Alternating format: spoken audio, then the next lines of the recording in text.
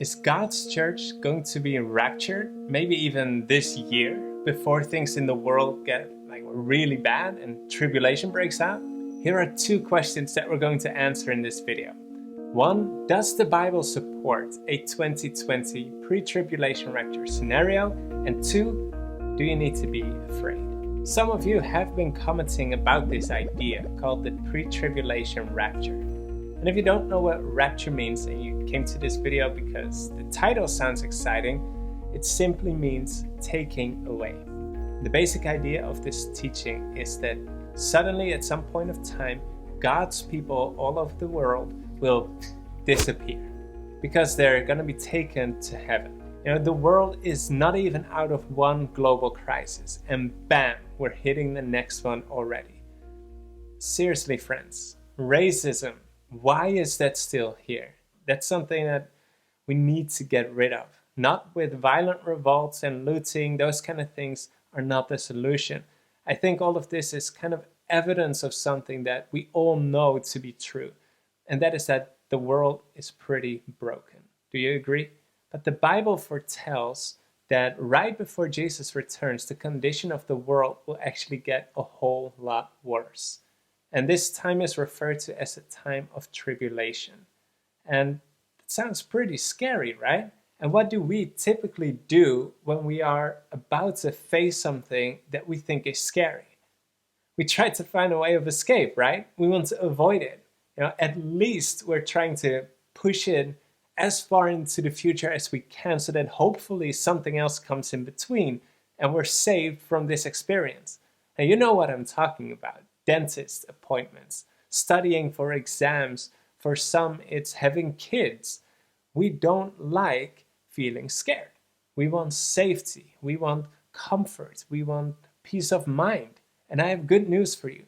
Despite the passages in the Bible about this tribulation time, it also says that God's people can still have peace of mind.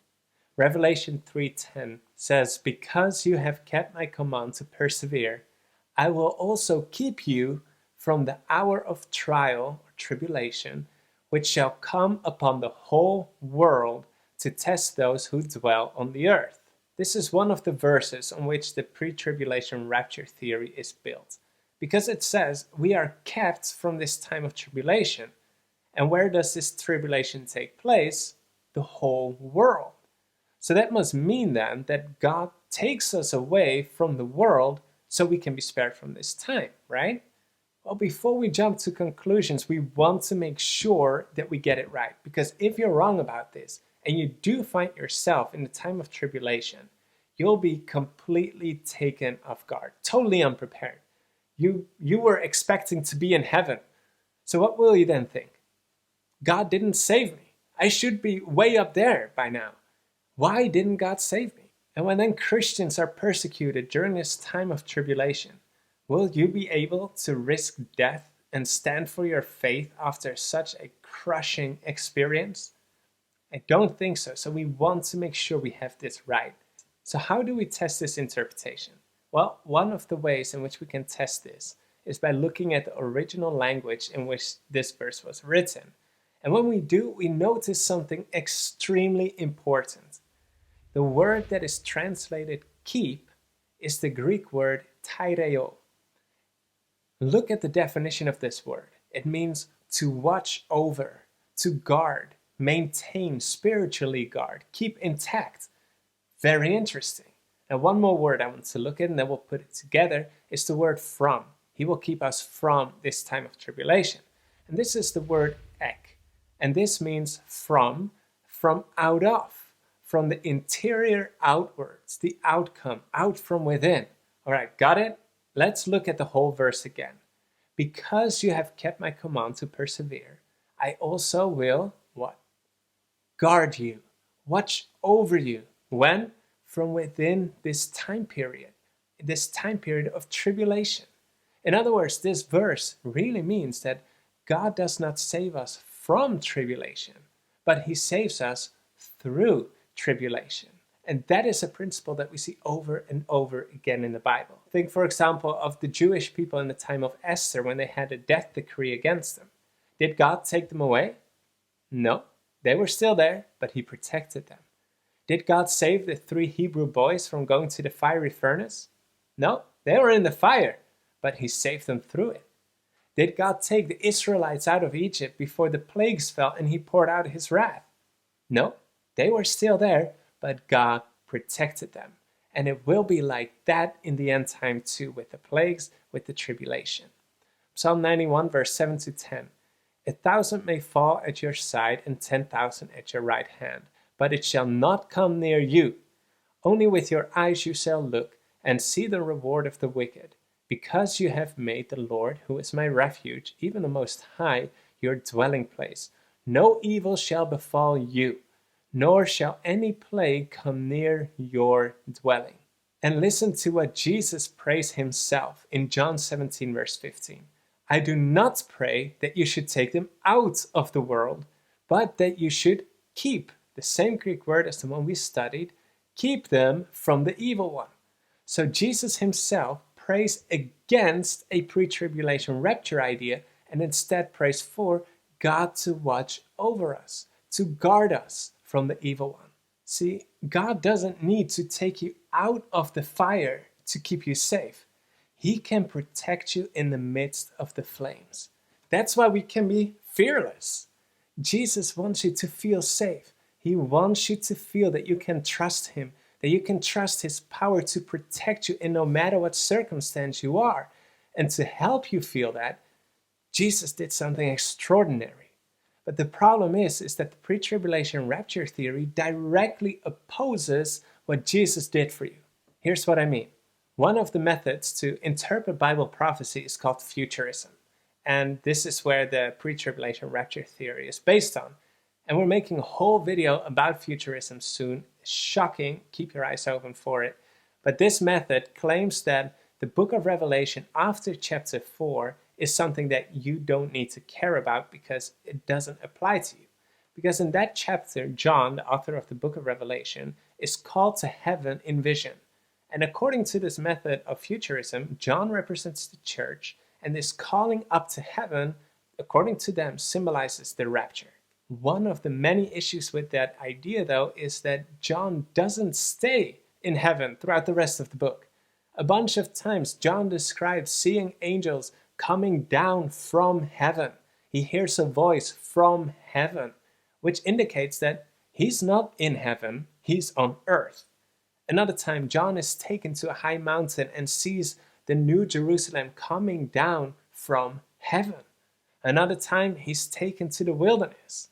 So if John represents the church, is then the church, after the supposed rapture, gonna go back and forth between heaven and earth and even into the wilderness?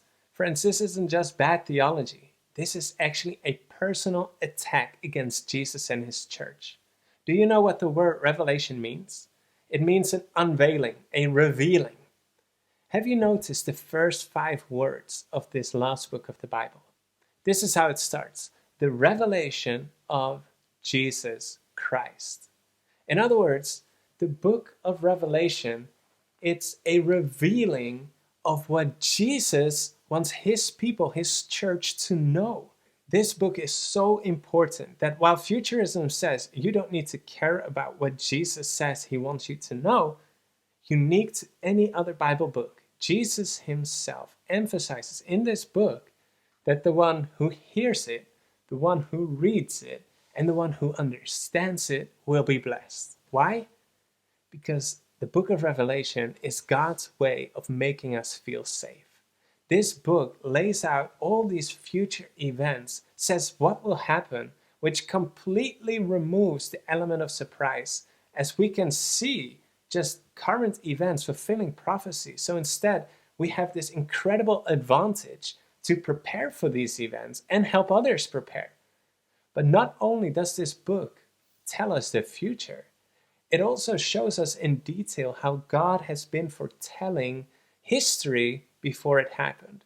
From the rapid spread of the gospel in the first church era, through the heavy Roman persecution, the time of compromise, the Dark Ages, the Reformation, the French Revolution, until where we are today, the time of judgment, the final moments of Earth's history. And do you know what all of these events reveal? They reveal the character of Jesus. It shows that we have a God who never leaves his people out of sight. He is always close to his people, no matter what they go through, no matter what time they live in, because our God cares. He loves us. So friends, our feet will still be on the earth, but let our eyes be lifted to heaven.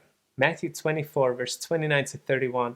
Immediately after the tribulation of those days, the sign of the Son of Man will appear in heaven, and all the tribes of the earth will mourn, and they shall see the Son of Man coming on the clouds of heaven with power and great glory. He will send his angels with a great sound of a trumpet, and they will gather together his elect from the four winds, from one end of heaven to the other. Oh man, what a hope this is! During the tribulation, this is what we'll be looking forward to. And notice what happens when Jesus comes. His angels will gather God's people. This is again showing us that God's people are clearly still on the earth. Let's jump to another passage to zoom in on this event. 1 Thessalonians 4, verse 16 and 17. For the Lord himself will descend from heaven with a shout, with the voice of an archangel, and with the trumpet of God. And the dead in Christ will rise first. Then we who are alive and remain, so God's people still on the earth, shall be caught up together with him in the clouds to meet the Lord in the air, and thus shall we ever be with the Lord. That is the moment when God's people will be gathered to Jesus in the clouds and then off to heaven. And can that happen in 2020? It can. But of course, I don't know. I do see things happening in the world that seem to set the stage for some major prophetic events, which do make me believe that Jesus is coming very soon. Are you willing to say to God today, Lord, I want to make preparing for your return my highest priority? Please write down your response in the comments below. Thank you all so much for watching. We really appreciate you. If you got any value out of this video, please click that like button below and share it with your friends. And in the video description below, we also have some more resources available, some links to further study where we talk about some more Bible verses as well. If you want to subscribe to our channel and not miss out on our weekly videos, click here. To watch our recommended video, click over there, and our most recent one over there. And if you want to buy, for example, this shirt, you can go to our merch store over here. We will see you next week. As always, Maranatha.